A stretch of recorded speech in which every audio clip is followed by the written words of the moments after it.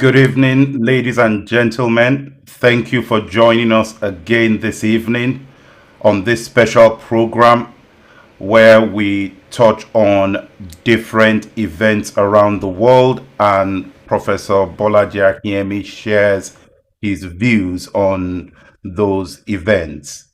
Prof, do you want a message to our viewers? Well, just to say, I'm happy to be back and I'm looking forward to our interaction as usual. A lot has happened in the world and it will be uh, good and educative for me to hear their own emphasis where they are concentrating in the past 1 week. Fantastic. Let's get right into this.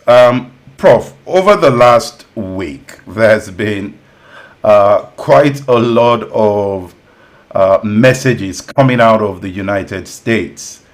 Last week, President Trump tweeted the news many were surprised had taken this long. The president and the first lady had tested positive for COVID 19. Given how President Trump has addressed the pandemic in a way that some have referred to as irresponsible, were you surprised by the news of President Trump having tested positive? No, actually, unlike most commentators, I wasn't surprised because don't forget, he had said he was on is it the hydrochloroquine or chloride medication? He said he had been taking it. And to some extent, the American press was determined that on every issue, Trump will be proven wrong. And on this particular medication, they were determined not to really go into the efficacy of that. In Africa, definitely in Nigeria, we have found hydrochloroquine efficacious if used early enough at the start of the infection.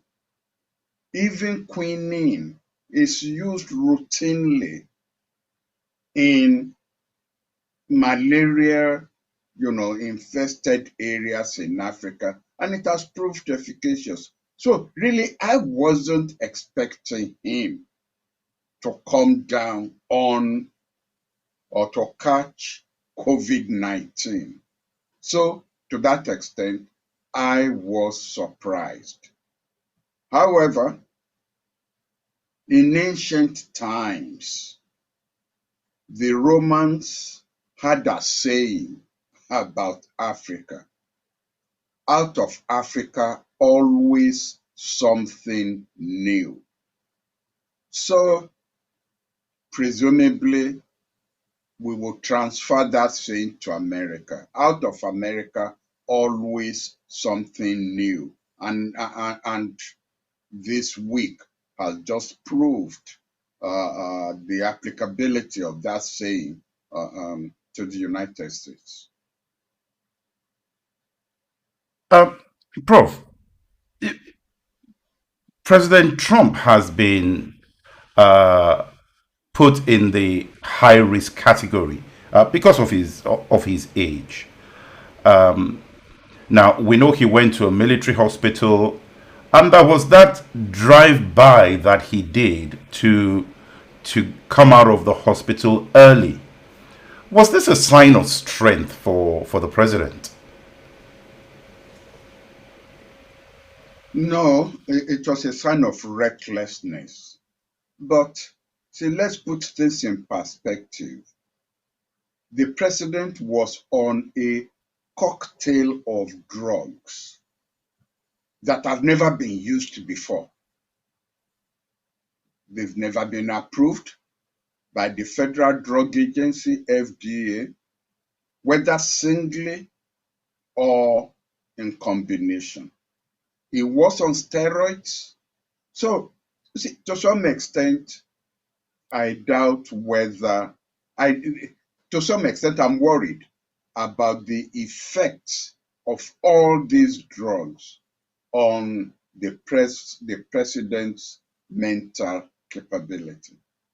So I'm not surprised that he's starting to do strange things which a normal person will not do.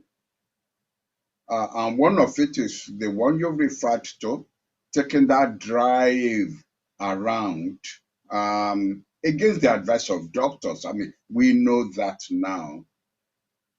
And there are other strange things that he has done since then, discharging himself from the hospital to go home. I mean, COVID-19 has killed over 200,000 people in America, and I think has killed over 1 million people in the world. So there is something strange about his reaction to the COVID-19. And now I'm putting the strangeness of his behavior to the effect of the cocktail of medication that is under.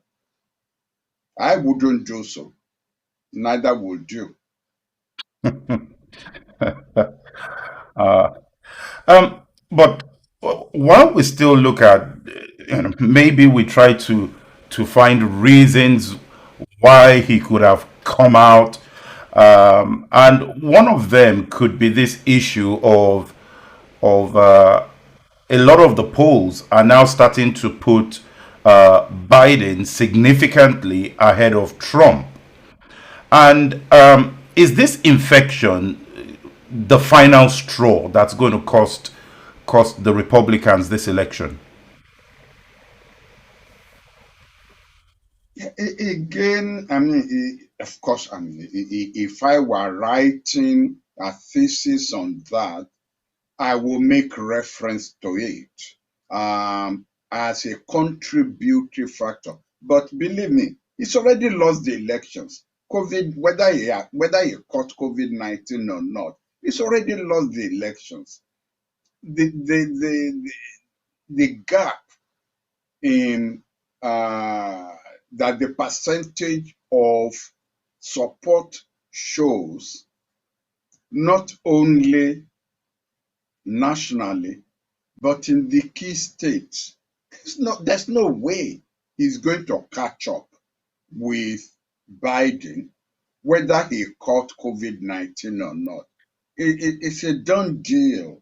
It's a done loss in terms of the election. Um, I don't see what contribution. Of course, given his crazy reaction since he announced that he called the election, maybe the gap will even widen, but the election is already lost. But the effect of the COVID-19 and his reaction to it and his behavior may even just widen the margin of Biden's victory. Uh, but Prof, do you see the news coming out that Trump is now refusing to take part in the second debate? His way of really just copying out and starting to surrender to that defeat that you talk about. No, I wouldn't attribute that to it. I will still focus on the irrational reaction to the cocktail of medication that is taken. Frankly, I don't think there is any medical doctor who will have advised him to take part in that debate.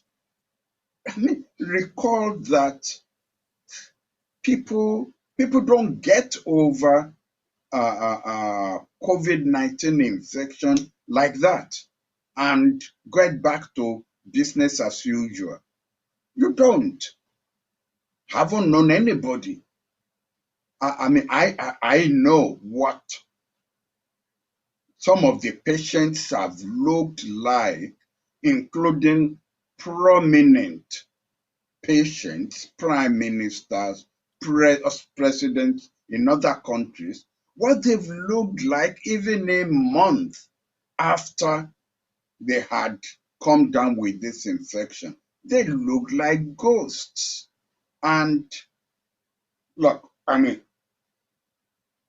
not saying anything new. Other people probably have noticed it. But the way he was breathing after he walked up the staircase of the White House and stood on the balcony taking a phantom salute, that was horrible. He couldn't really even complete one solid breath. Since then, I've seen videos of him in the garden of the White House. He doesn't look well at all. And to now put him through, yes, he could force himself into going to have that debate. But really, what would have happened during that debate would be so unpredictable. So I'm not surprised at the unpredictability of his behavior since he caught that virus. Prof, would you expect that?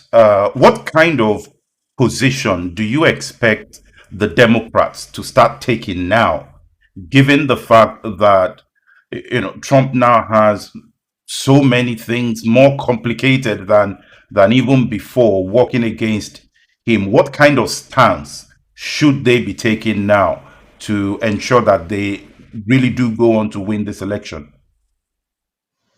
Well, number one, I think that they need to play the game carefully.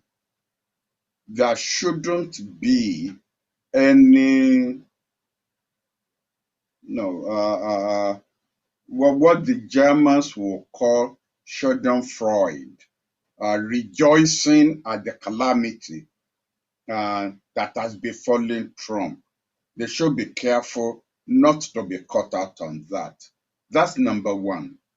Number two, they, they should be very careful of the games that Trump and the Supreme Court can still play on this election.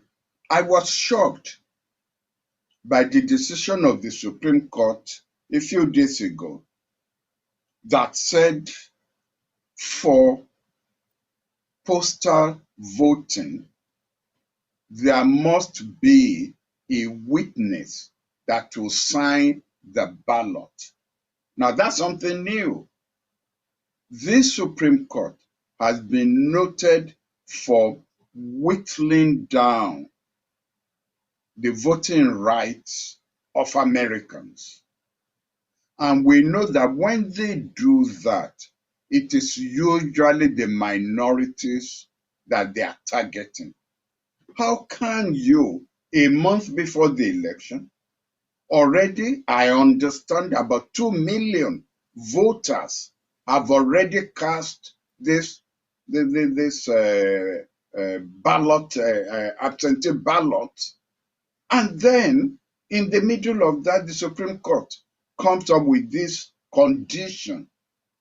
They tried a palliative by saying this decision will not apply to those who have already voted and to those who will still vote 48 hours after the decision.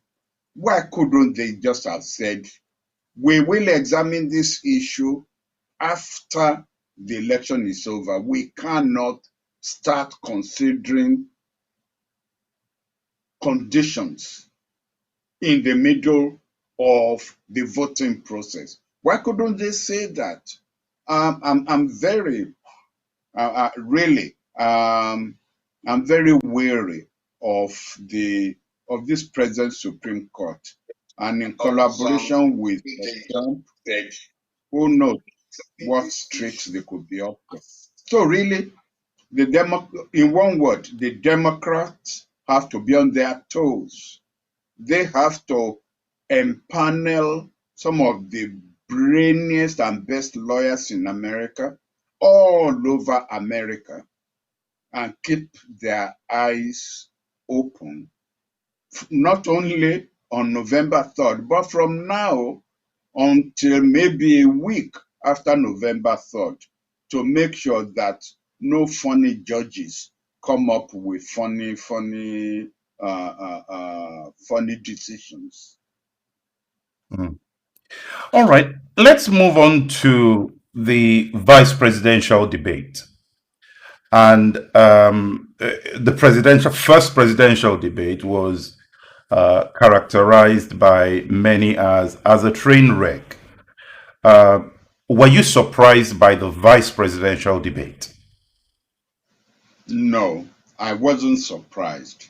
I was expecting that both Pierce and Harris would, in a reaction to the hooliganism of the first presidential debate, actually back off and becomes rather, civilized, uh, show class, and in their own debate, so that they are different. In the case of Harris, she knows the Democrats are leading in the polls, so she wouldn't want to do anything that may negatively reflect on the polls. And in the case of Pierce, Pierce has been probably one of the most unfortunate vice presidents that America has ever had, because he is not his own man. He doesn't even know what to say that will not get him into trouble with Trump. And he has seen the way Trump has dealt ruthlessly with any official that he disagrees with, cut them off at the knee, and do so on Twitter publicly.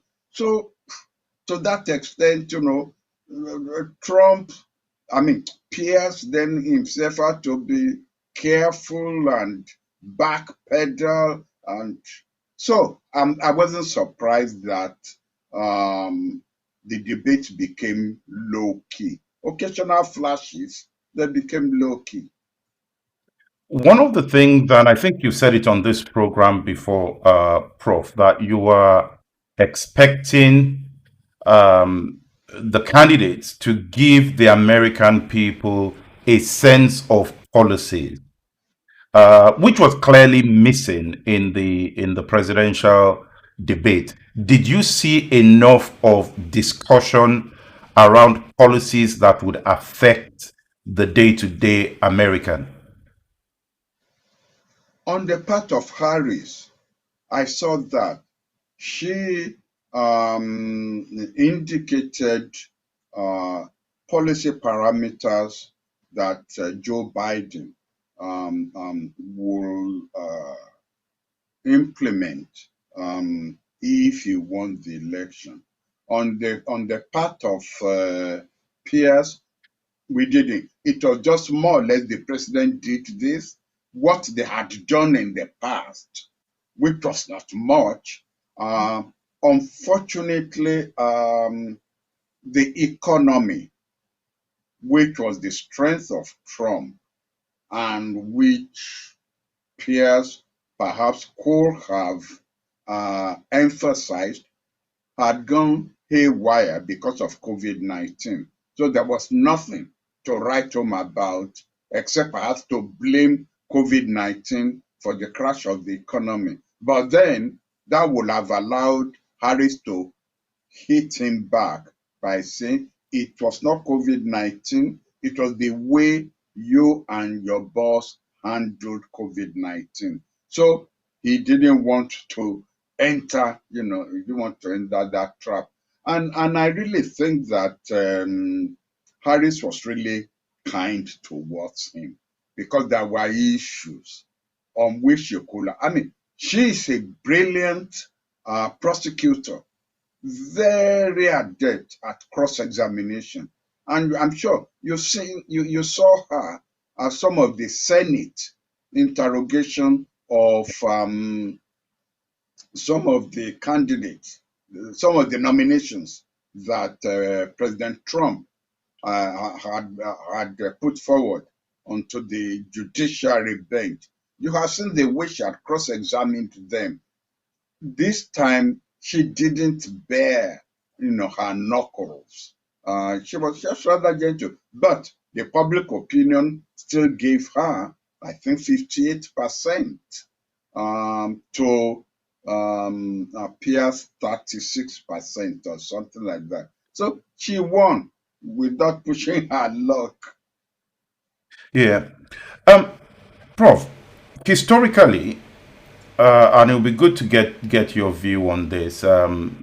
It's been said that the vice president never wins an American election, in the sense that the president is usually the main center of attention.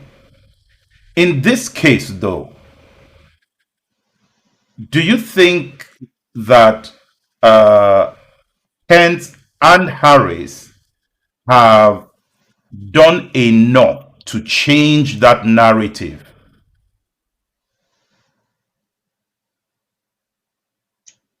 I think so. I think so. You say there are two principles. Old men, one is sick. So to that extent, in a lot of sitting rooms in America yesterday, I'm sure there were people looking through the corner of their eyes at the capability of either of these people to step into the Oval Office if anything happened to their principles. It's one is not just being morbid, it's the reality of the situation. And I think that you know, expectedly, Senator Kamala Harris performed brilliantly.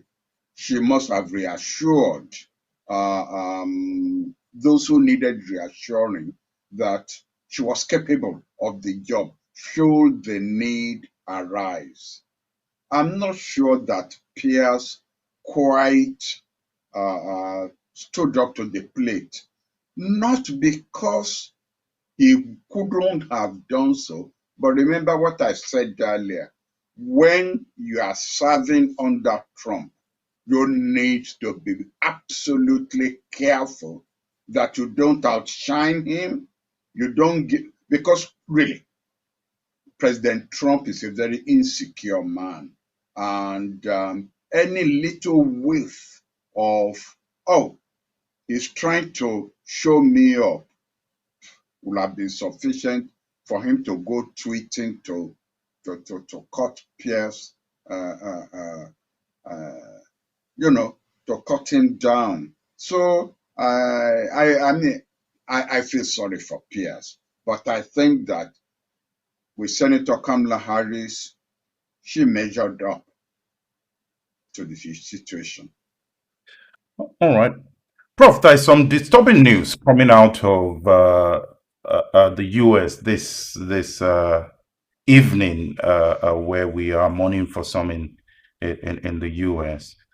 Uh, 6 men have been charged with a plot to kidnap the Democratic governor in Michigan.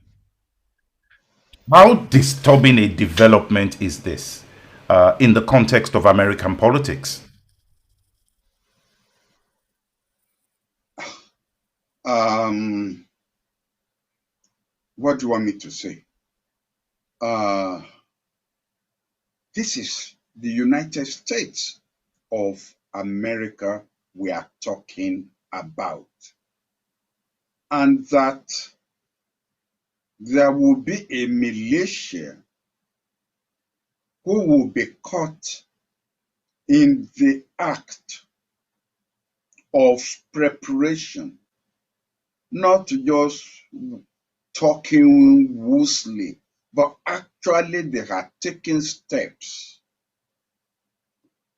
to actualize this act of kidnapping not only the governor, but also high-ranking state officials. They had been caught in the act of mounting surveillance on the houses of some of the security officials. They had taken steps to buy um, um, explosives and taser in the United States a month before presidential elections. This will have caused chaos. And so I think the first thing is to recognize the professionalism, because each time I evaluate the United States, I remind myself that I come from a developing country where there is a need to caution against copycats. So I appreciate the professionalism of the FBI and the other security agents who were able to penetrate this group, monitor them sufficiently long enough to get evidence and catch them in the act. So one must appreciate, that. But at the same time, what has happened in the United States? Just what has happened in the United States, that it has got to this stage. American, you know, American institutions, American politicians, yes, they had their differences politically, but they were united in that middle of being loyal to the United States and what it stands for. Now you have a situation where there is so much dissension that a group of militia feels that the atmosphere was ripe enough to encourage them. You mustn't miss that point that, people react to their environment. They must have felt the environment was ripe enough for them to come out as heroes if they succeeded in doing these things we are talking about. America has to redraw and rewind itself and go back to the United States of Eisenhower, Kennedy, Ronald Reagan, the Bush, Obama. They must go back. Even politicians who lost elections, like McCain, were still patriotic Americans, but decent human beings, loyal human beings. Where are people, especially in the Republican Party, who will take a lesson, a leaf, borrow a leaf from the McCains, from the Reagans, from the Lincoln. Where are they? They must speak up, or else, I mean, if a civil war breaks out on the streets of America between militia on the right and militia on the left, their families are also going to be victims. They must realize this. Politics stops at a particular age. And it looks to me as if there are people who are determined to drive the United States over the precipice, all over disagreements on politics. It's frightening. Wow. Wow.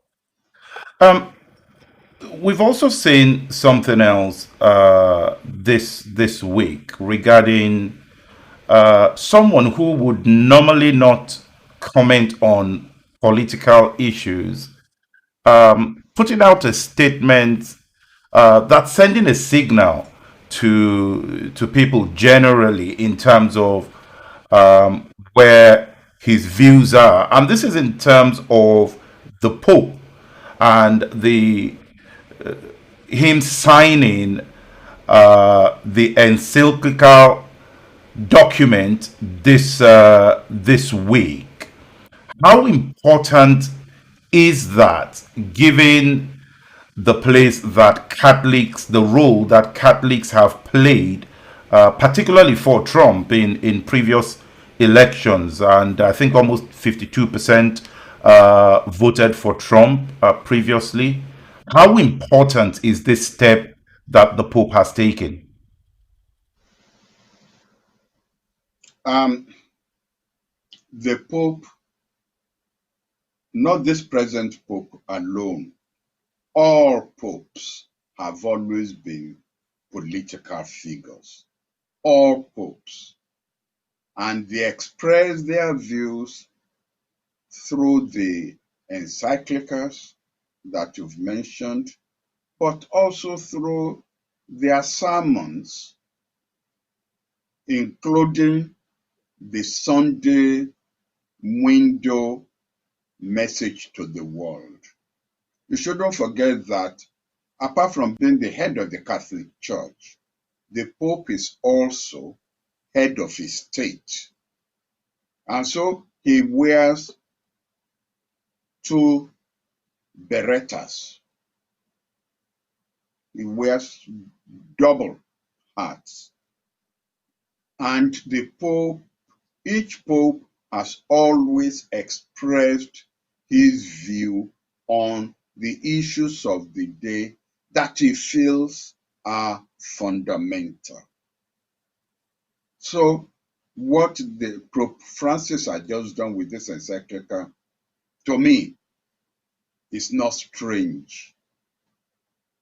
What I would say I found strange, um, but absolutely proper, is his refusal to receive Pompeo, the American Secretary of State.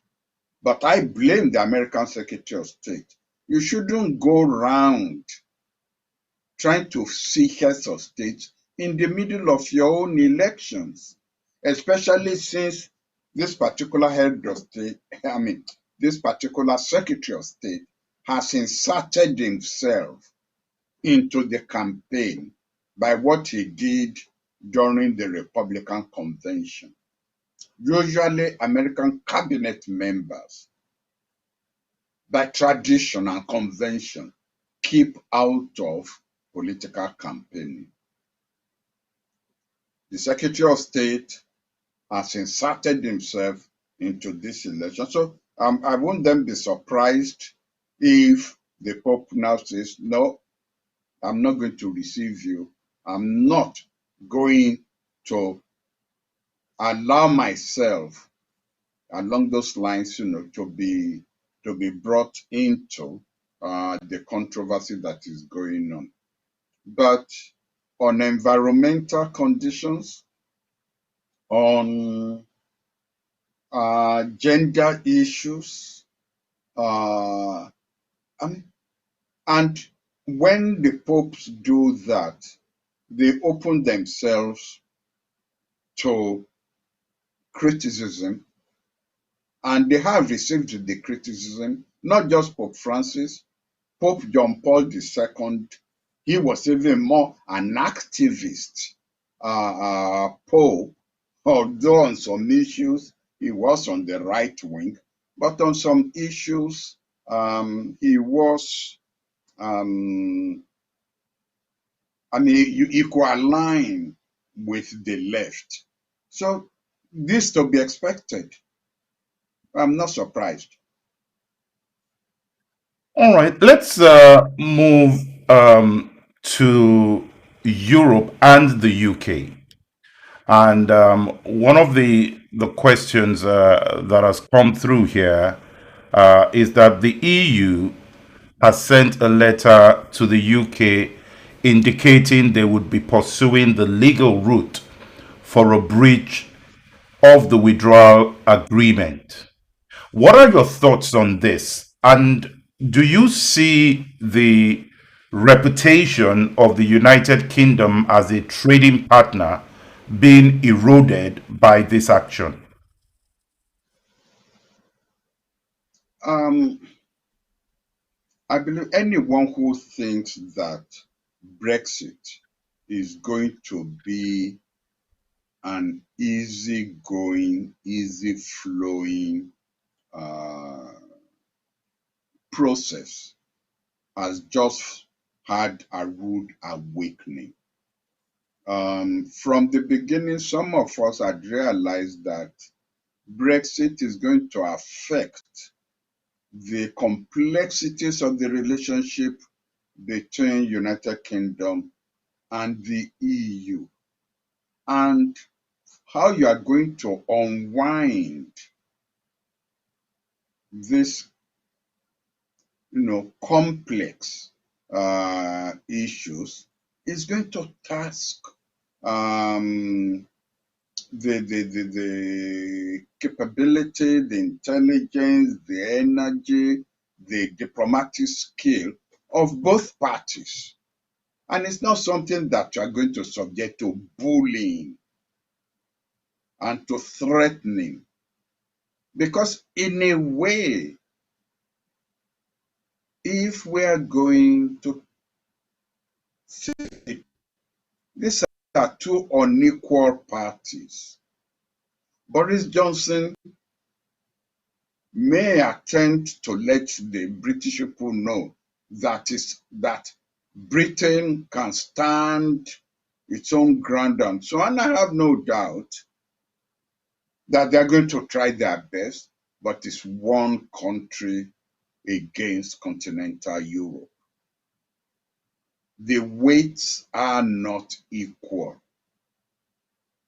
And I'm not sure you gain anything by bullying, by threatening, and by breaking agreements. Because once you break an agreement that you freely entered into, you undermine your own credibility as a partner that can be negotiated with. And it may be a negotiating tactic, but it isn't one I would have advised if I were advising the United Kingdom. It's going to lead to, yes, the time will come. If Britain now walked away or the EU walked away, they're all right. Brexit, agreement or no agreement. Well, one will see what would then happen to all those lorries that load at Dover and load on the European continent, who all of a sudden are blocked because they now have to go through, heavens knows, hundreds of documents and hundreds of issues. before they can be allowed to drive in or drive out. Um, Especially at this time when COVID-19 had practically wrecked economies, on both sides. However, I say keep in mind, Britain is just one. The European Union, how many countries? 20, 22. It looks to me as if the European Union can take more punches than Britain will be able to take. All right. Well, Prof, I know you've touched on it briefly there, but is this also a signal to other nations in Europe, or even indeed other nations of the world where people are calling for referendums, similar to what got the UK to this place? Is this a lesson for people to realize that it's not really as easy as one might otherwise think? Most certainly, most certainly. You see, on one hand, uh, the United Kingdom government is floundering on a barrel because it has said we had a referendum, the result of the referendum must be respected. And I can respect that, provided you tell the truth to your people as to the consequences of that referendum. Tell them the truth. The European Union is going to play hardball because they don't want to encourage any of their members to follow the Brexit line. They don't want the unraveling of the European Union. So they're going to play hardball. They also cannot be seen as being soft on Britain, or else they may encourage some of the other members who have issues with the European Union. But more fundamental is this. Forget the economic issues. European Union that is started as coal and steel, but we don't need to go into that. The European Union came about as the result of the enormous damages, sacrifice of the Europeans, the First and the Second World War. And so the European Union is actually designed to ensure that there is no Third World War on European territory. Whatever the sacrifice Britain made during the Second World War, you cannot compare with the destructive effect, the destructive consequences of the Second World War on mainland Europe.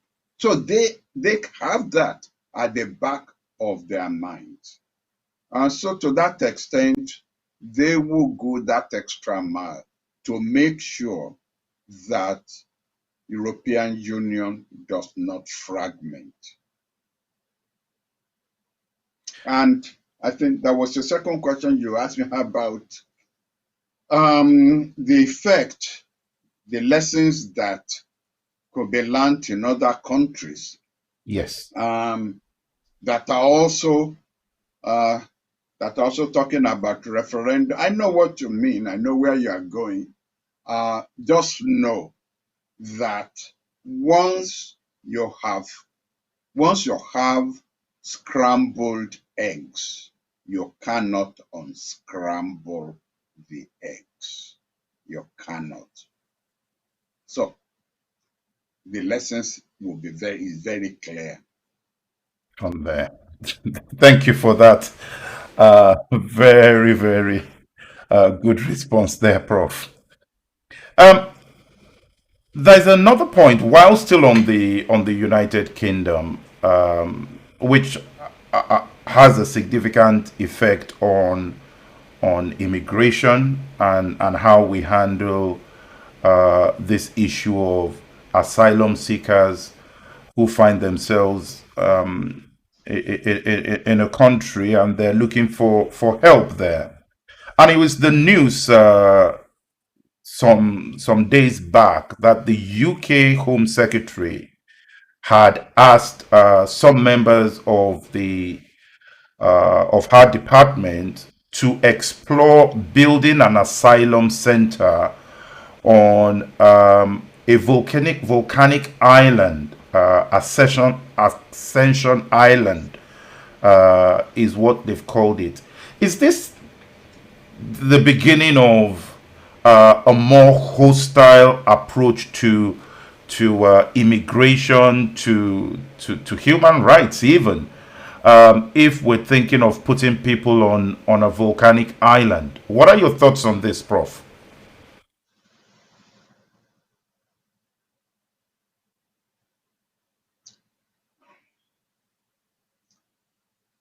It's unfortunate. It's unfortunate that it is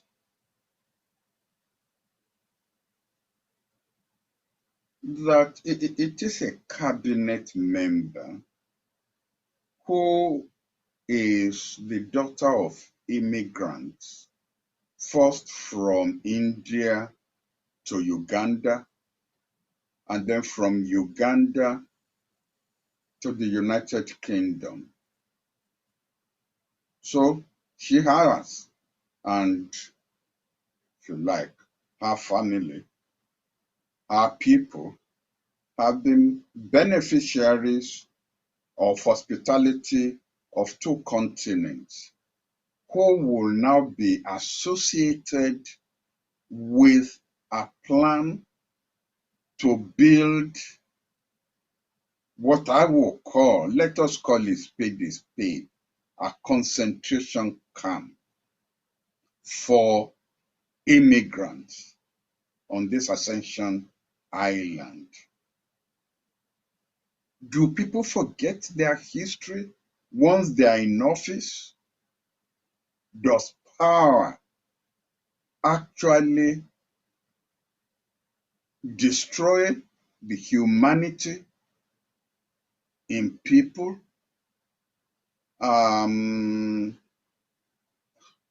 If when Asians were coming from Uganda to Britain, the Home Secretary at that time had come up with a blueprint to relocate them to some volcanic island somewhere, how would they have felt? How would they have felt? And this is coming from a country that had gone out into the world, populated United States, populated Canada, populated Australia, populated New Zealand, and a few other countries, now now being associated with even the thought. And don't forget, under, was it May? Or was it May or was it, I don't think it was Margaret Thatcher. But anyway, one previous Home Secretary who later on became Prime Minister, that this Windrush scandal took place, Theresa where May. West Indians who had been brought to the United Kingdom after the Second World War, promises were made to them to help rebuild the United Kingdom. And all of a sudden, Gestapo style, people were now knocking on their doors, being dragged out, and being flown back West Indies. People who came at, 16, 12 years old, 16, 20, now being flown back at the age of 50 to countries they don't even recognize. That scandal is still there. Um, well, I don't know. I don't know. It doesn't speak well of the United Kingdom at all. And it doesn't speak well of the Conservative Party. It doesn't. All right. Prof, one more. I think maybe we have time for just one last question here. And this is going to the search of a new leader for the WTO and the fact that they're now down to two candidates. Um, what are your views on that, Prof? It'll be good to see what your views are on the two candidates that are left. Mm. Well, the process has gone smoothly. The process has followed rules and procedure, and nobody is threatening not to recognize the result um, of the final selection. And I think that, in, first of all, we should be glad. We should be glad that the gender issue at least has come into play, in the sense that the last two are women, but picked on their capability, picked on their merit, not because of their gender. But they have also not been disqualified because of their gender, because really that is really where discrimination comes in. Discrimination, whether of gender or race or religion, is when you push extremely qualified people into the background unjustly. But in this case, on merit, the two ladies had emerged extremely well qualified. I think the WTO will be in good hands, whoever gets in. Um, as a Nigerian, of course, I think that Dr. Okonjo-Iweala will do a superb job at the WTO, given her credentials. She's now a Nigerian American, having just taken on American citizenship. So hopefully she won't run into any American bloc uh, on that line. She probably, at this late stage, took on American citizenship to ensure that she's not, disqualified in American mind by her just being a Nigerian. So we should know when, 2 weeks' time, what the final result is. Yes. There's a question for you here, Prof, that says, um, to what degree does the support of the United States matter in selecting this new leader? And adding on to that question is, does the outcome of the election impact this in any way?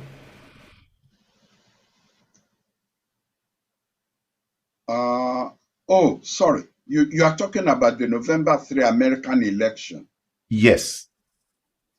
To what extent will it impact on the WTO? Well, I think that I think that Prof, two questions there, sir. Sorry, sir.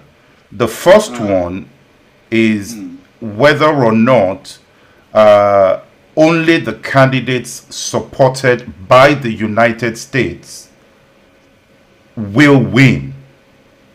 And I think that's kind of speaking to the transparency of the system in the context of only American supported candidates win. I think that's what that's saying there.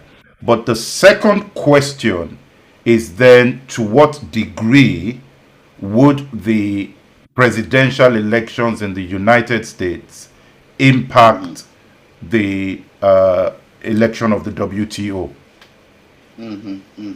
well, look, it's a question of real politics.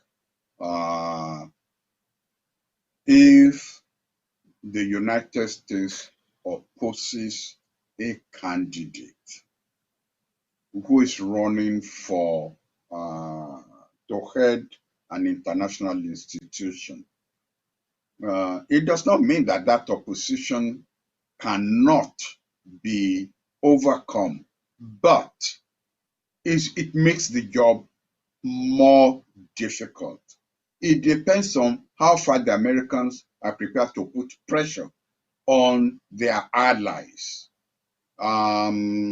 If they really turn on the pressure full steam, yes, it makes a whole difference. In the case of the WTO, things are done by consensus. But where you then don't get a consensus, then they go in for what they call qualified voting. As a candidate, it is better not to run into opposition by the United States. It is simply better.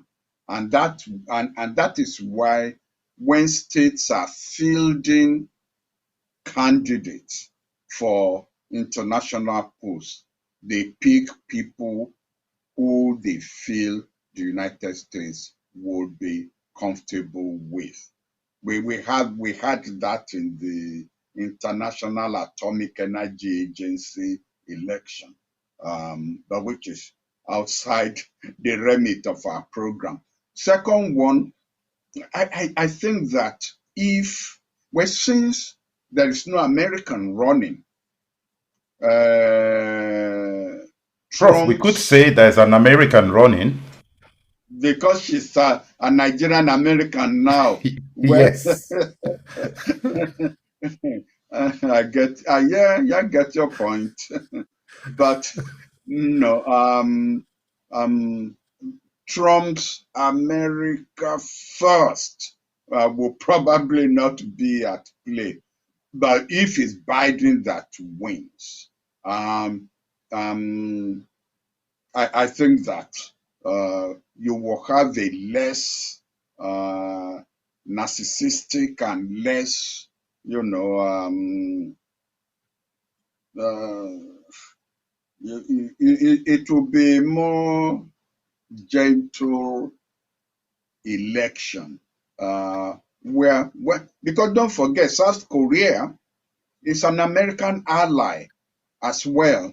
So really, both candidates may just, be weighing like that.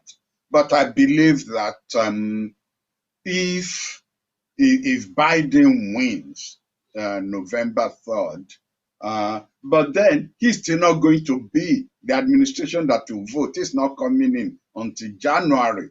It is Yes. still, it is still Trump who will call the shots. But as you rightly said, being a Nigerian American now may simply tip the American balance in her favor. All right. Prof, thank you again for tonight. We've run out of time now. And thank you to our viewers for joining. Thank you for staying with us. Again, I can see the numbers are good on YouTube, on Facebook, across all the platforms, Instagram. Thank you all for joining. And we'll be back here again next week with more commentary on the different events happening around the world. Thank you for joining. See you next week.